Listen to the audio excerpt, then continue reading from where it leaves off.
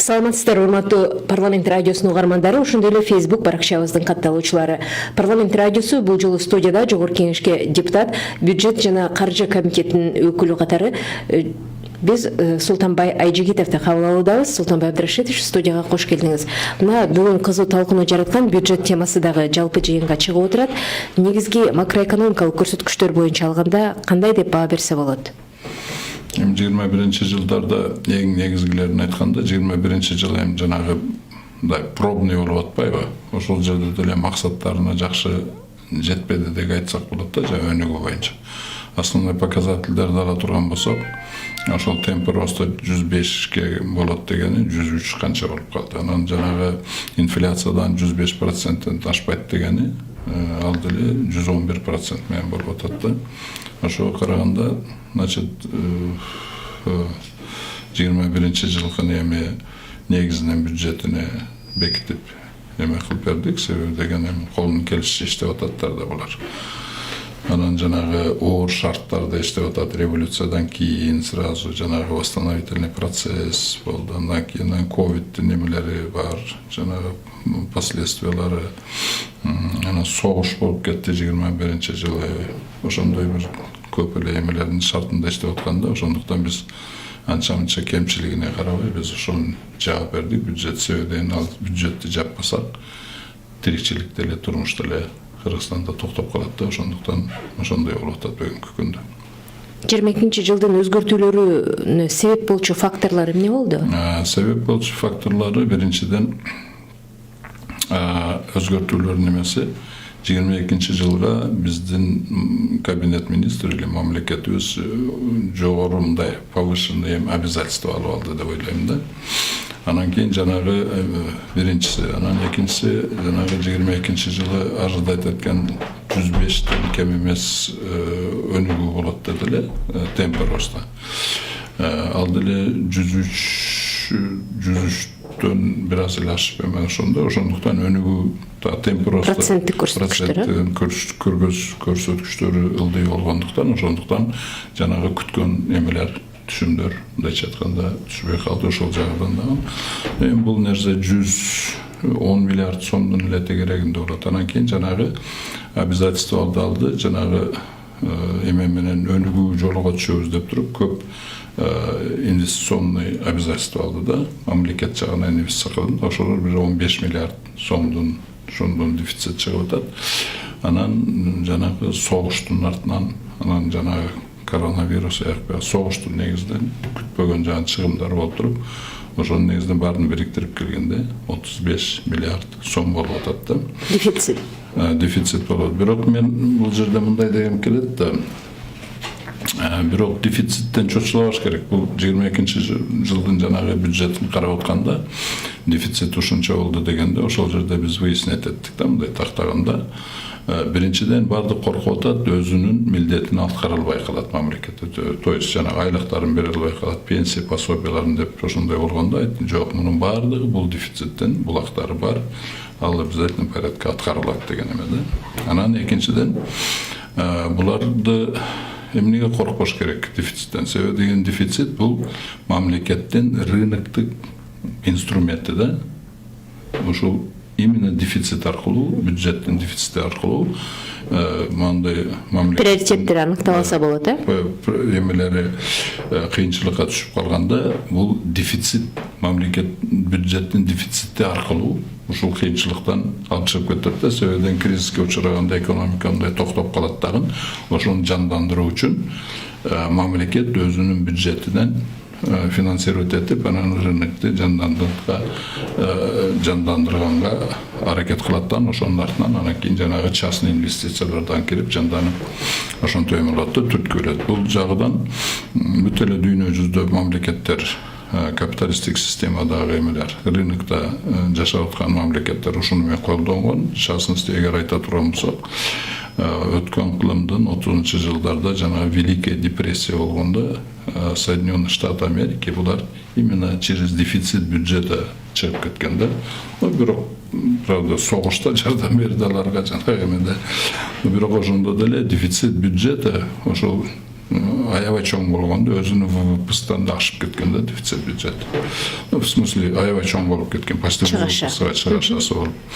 Ошол жол менен бирок Америка эместен жана Великий депрессиядан чыгып, Америка чыккандан кийин артынан башка дүйнө деле ошол депрессиядан чыга баштаганда, ошондуктан бул жерде негизи дефицитти колдоно турган приоритетти туура тандаш керек. Ал приоритеттер именно өнүгүүгө болуш керек да, жанагы жыртыктарды жаппай өнүгүүгө жумшалыш керек. Анан экинчиси ошол приоритеттен жагынан дефицитти колдонгондо эффективдүү колдонуш керек да. Ошол жагыга азыр ошол жагга көңүл буруш керек. Негизинен дефицитте чочулабай, именно дефицитти кандай колдонот, кайсы багытта колдонот, ошол жагына чоң көңүл бурушубуз керек да. Ошону талап кылышыбыз керек. Өнүгүү жагына басым жасалыш керек деп атасыз. 23-жылдын бюджеттин божомолун карап аткан учурда бир топ долбоорлор айтылып өттү окшойт, Да. Ал долбоорлор мындай да. Эми берде азыр отчетун деле уктук, негизинен мындай да. Андай өнүгүү болот, бул курулуп атат, андай деп жандай проектный эле мындай сөз болуп калып атат да. А негизинен макро уровеньдеги мындай сөз жакшы болбой атат. Эгер ошол эле өздөрүнүн эле 25-жылга чейин алынган бюджеттин прогнозун карай турган болсок, биз мисалы услугасы 25-жылга чейин көтөрүлүп атат действительно. А калган промышленность төмөндөп атат, айыл чарбасы төмөндөп атат, потребление төмөндөп атат, анан кийин чистый экспорт деген жана төмөндөп атат. Мындайча айтканда өздөрү анализи менен көргөзүп атат да. Что бар жок 3 жылда 25-жылга чейин экономиканын, макроэкономиканын неме көрсөтүчтөрү төмөндөп атат. Ошонун негизинде биз кайсы өнүгүү жөнүндө сүйлөсөк болот да. Себеби буну айтып атат, бул жалпы глобалдык тенденция деп. Туура, глобалдык тенденциядан тиешеси бар, но негизинен биздин эмеде өзүбүздүн ички саясатыбыз туура эмес. Ички саясатыбыз туура эместиктен болуп атат да. Себеби деген жанагы эң негизги карама-каршылыгы бизди өнүктүрбөй жатканы, мисалы мамлекеттин экономикалык саясаты менен улуттук банктын жанагы акча кредит саясаты бириге бири дал келбейт да, бириге бири каршы. Ошондуктан мен буларга сунуш кылып атам, бир эле бул критика эмес. Мен айтып атам ушул кемчиликти. Ошондуктан дедим, силер саясатыңарды мамлекеттин саясатына акча кредиттин саясаты улуттук банктын дал келиш керек. Ошондуктан муну өзгөртүү жөнүндө сөз кылалы, ушуну обсуждение кылалы десем, эч ким ушуга обсуждение кылгысы келбейт да. Себеби деген азыр эң негизгиси эле жанагы дал келбегени азыр көрүнүп турат да. Азыр мамлекет бүт барды айлыктарды көтөрүп атат, адамдардын кирешесин көтөрүп атат. Ал кирешесин көтөрүлгөндө жанагы совокупный спрос да көтөрүлөт да. Ал көтөрүлгөн акчалардын массасы бүт бардыгы рынокко кетип атат. А рынокто биздин рынокто 80%, эң азы 80% импортта. Значит, ал жерге көтөрүлгөн акчаларда импортко анан бетер спросту көбөйтөт дагы. Спрос көбөйткөндөн кийин жанагы долларга спрос көбөйөт, биздин национальный валютабыздын, улуттук валютанын курсу түшүп кетип атат. Ошондуктан баалар көтөрүлүп атат. Импортный товарларга кескин түрдө баалар көтөрүлүп кетип атат. Анан ал баалар көтөрүлгөндөн кийин аларды инфляция башталып атат. Анан ал инфляцияны эме кылыш үчүн национальный банк айтып атат, бирдеке кыл, сен деген инфляцияга жооп бересиң. Эndi ал айтып атат. Интервенция менен.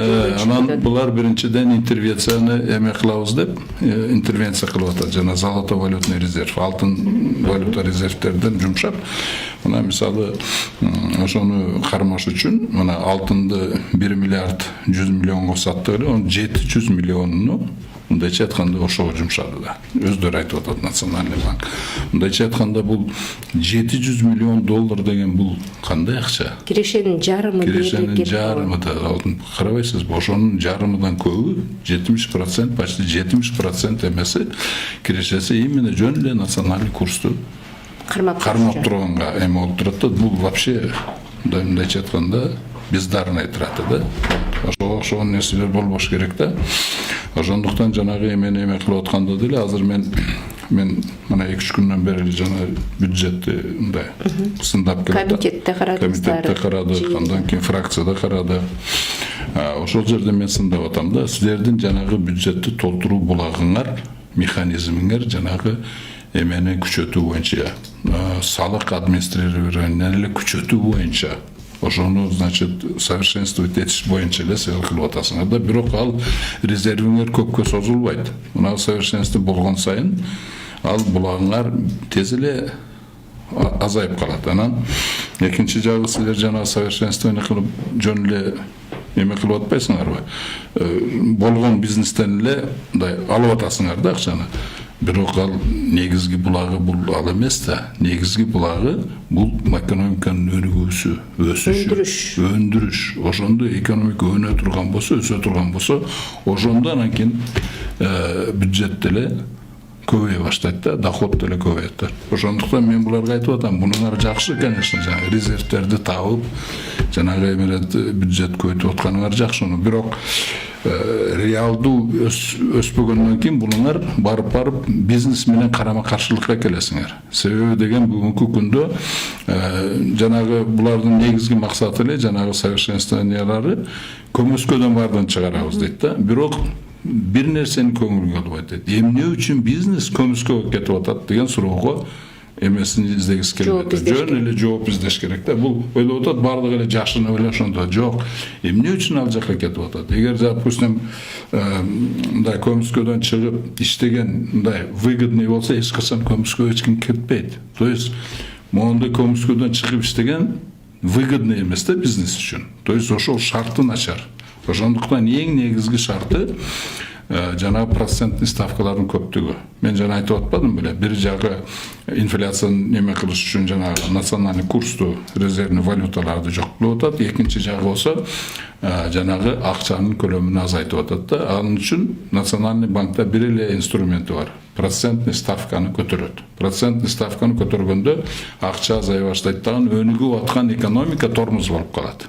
Мисалы, бүгүнкү күндө жанагы процентный ставка национальный банктын процентный ставкасы 14%. Да. Бул эмнени айтат? 14% менин коммерческий банк алардан кредит алат. Анан ошол кредитти анан кийин элге таркатып берет. Өзүнүн кызыкчылыгын кошуп. Ошондо минимальный кредиттин эмеси процент ставка 20 болуп атат. Это минимальный. А так 24-төн кем эмес да. Ошондуктан анан ошол эми 24%тик эме бизнеске керекпи же керек эмес. Мисалы, ал соодага еще алса болот. Соода, а вот өндүрүшкө ал жарабайт совсем. Өндүрүштүн рентабельности болгону өтүп кетсе 12%, 15%. А 24% эле кредит алып атса. Анда заведомо 10-12%ке банкрот болуп атпайбы булар. Ошондуктан бул мындайча айтканда тормоз болуп атат да. Бул эменин ошол айтып атпайбы, экономиканы өстүрөбүз деп бул саясаты өкмөттүк мындай болуп аткан болсо, а национальный банктын саясаты инфляцияны пасайтабыз деп процент ставканы көтөрүп, наоборот өнүгүүдү токтотуп коюп атат да. Бириге бири каршы болуп атат булар. Ошондуктан мен бул жерде ошону айтат. Ушуну пока оңдомоюнча эч кимди көмүскөдөн чыгара албайсыңар. Себеби деген ал жер өнүкпөйт. Себеби деген дагы бир жолу бар, өнүкпөгөн.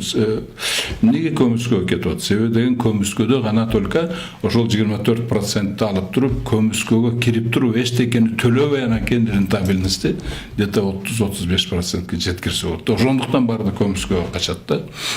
Аны үчүн көмүскөдөн чыгарыш үчүн эч кандай эменин деле кереги жок. Процентный ставканы эгер 4%-тен ашырбай түшө турган болсо, баарды көмүскөдөн чыгат. Баардыгы чыгат. Себеби жашынып иштегенге невыгодный болуп калат. Ошондон кийин жана совершенствование кылса болот. А эгер бул негизги жанагы өнүгүүгө тоскоолдук болуп аткан жанагы улуттук банктын саясатын өзгөрмөйүнчө, булар көмүскөдөн эч качан чыкпайт. Себеби андай айтат, андан көрө көмүскөдөн чыгып банкрот болгучу, андан көрө мен муну жабайын дагы, акчаны болсо жөнөкөй эле депозитке таштап коюп туруп, 12 эчтеке кылбай эле 12-14% прибыль алып жата берсе болот да. Ошондуктан не то что жанагы финансирование токтойт, реальный сектор. Ошо реальный сектордон бар акчаны дагы банковский секторга, мындайча айтканда, соруп кетип атат да. Ошондуктан утечка капиталы болуп туруп, ошондуктан реальный сектор өлүп атат. Ошондуктан жана прогноздары жакшы эмес. А прогноздорду жөн эле баары жакшы болот, бирок жана тенденция ушундай деп ошо тенденция менен эле болуп атат да. Понимаете? Ошондуктан берде азыр бүгүнкү күндө мен буларга айтып атам, силердин бюджетиңер, мен негизги эле мен сындап аткам, силердин бюджетиңер өнүгүү бюджет эмес депчи. Силердин бюджетиңер жөн эле жана жыртыктарды жабыш эме болуп калат. Муну менен биз алыска барбайбыз. Бирок ушул көпчүлүк канча экономисттер келди, өкмөт башчы катары буга чейинки азыр министрлер кабинети болуп калды. Бул жагынан азыркы төраганын тажрыйбасы жетиштүү деп ишеним артылган эле. Ошол канча пайыз акталып атат сиздин көз карашыңызда? Мындай да, мен мисалы жөн эле сындаган жерим жок. Мисалы ошол Акылбек Жапаровго мен сындаган эмес. 2 жылдан бери ушуну оңдой турган программа развитиямды да киргизип атат. Ошол жерде механизмдерди көргөзүп атат. Кантип процентный ставканы түшүрсө болот, кантип жанагы өкмөт менен улуттук банктын экөөнүн саясаты бир багытта иштейт. Ошол мен сунуштап атам да, ошону кабыл алып атышабы? Кабыл албай атат да, түшүнгүсү келбей атат. Себеби жанагы привычный жолго түшүп алган да. Ар бир эмени жанагы бардыгы макро уровеньде эч ким мындай анализ жасагысы келбей, макро уровень деңгээлинде иштегиси келбей атат да эч ким. Мындай дальный, мындай узак мөөнөттөгү өнүгүү жолунда иштегиси келбей. Баардыгы эле текущий момент менен муну курса болот, муну курса болот, муну курса болот, буганан акча табыш, буга инвестиция тартыш керек деп ошентип атат да. А бирок эгер долгосрочный, узак мөөнөттөгү өнүгүү кандайдыр мындай көрүнүш болбосо, бекерде мунун бардыгы. То есть биз анда бая сокурлар жол жетелегенде эле, бирөө жетелеп жүргөндө эле, бирөө жетелесе ошол жетелеген жагага кетип аткан болуп атабыз да. Көзүбүз сокур болуп атат бүгүнкү күндө. А сокур болуш үчүн мамлекет, анан биз эмне үчүн өнүкпөй атабыз бүгүнкү күнгө чейин? Себеби деген, биз 31 жылдан бери эле расмий саясатыбыз ошондой да.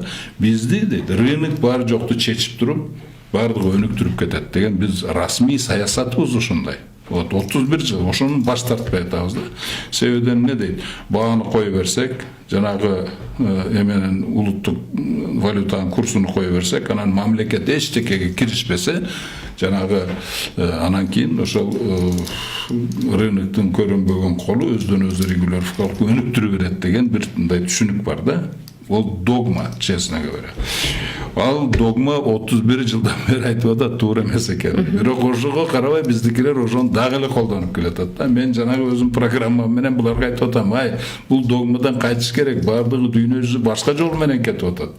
Ошол башка жол менен кетип аткан централизован планирование менен рыночный предпринимательствонун мындай совместить этип туруп, ошону менен кетип атат. Кытай кетип атат, Индия кетип атат, Южная Корея, Япония, даже келсе мына Соединенные Штаты Америкадан кетип атат, Европадан ошол жол менен кетип атат. Булар единственный муну инклюзивный капитализм деп жаңы жолго өтүп ататтар. Бул основасы эле ушундай, централизованное планирование плюс рыночное предпринимательство. Ушул жолго өтөлү, эртерээк өтөлү, барды дүйнө жүзү сыяк кетип атат. Могу программа десем, ушуга ынанбай атат да. Себеби деген алардын жанагы Минэкономдо дагы эме дагы специалисттери заманбап акча теориясын жакшы билбегендиктен да.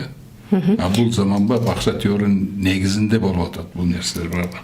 Ошондуктан жанагы мен түшүндүрүп аткан программадан түшүнбөй, эксперттери түшүнбөй аткандыгын ошонун да. Рахмат атайын студияга келип бергениңиз үчүн. Бир маселени кыска тактап койсоңуз, мына азыр бюджетти каралып атканда биздин тышкы карыздарыбыздын эсеби канчалык төлөмдөрүбүз азаят экен? Батыраак жапканга мүмкүнчүлүгүбүз жетиштүүбү экен? Жок, аны үчүн булак болуш керек. Аны үчүн кайра эле ошол өнүгүүгө келиш керек да. Өнүгүүгө келиш керек. Бизде толтура проблема, социалдык проблема, тышкы карыз, кедейчилик, жанагындай ошон толтура проблема, ошонун баардыгын чечкенге жанагы азыр рынок өзү чечет деп, рынок эч качан чечпейт муну. Муну только мамлекеттин ролуну жогорултатып, централизован планирование кылып туруп, анан кийин рыночный предприниматель ошол планированияны рыночный рычагдар менен чечиш керек да. Ошол жака багыт бериш керек. Мамлекет 10 жыл, 15 жылдык өнүгүү багытты көргөзүш керек. Ошол жака акчасын биринчи очередте, бюджеттин акчасын ошол эме жумшаса, анан кийин частный менчик акчалардан ошол жака ошол багытка Багыттаса болот, иштей баштайт. Да.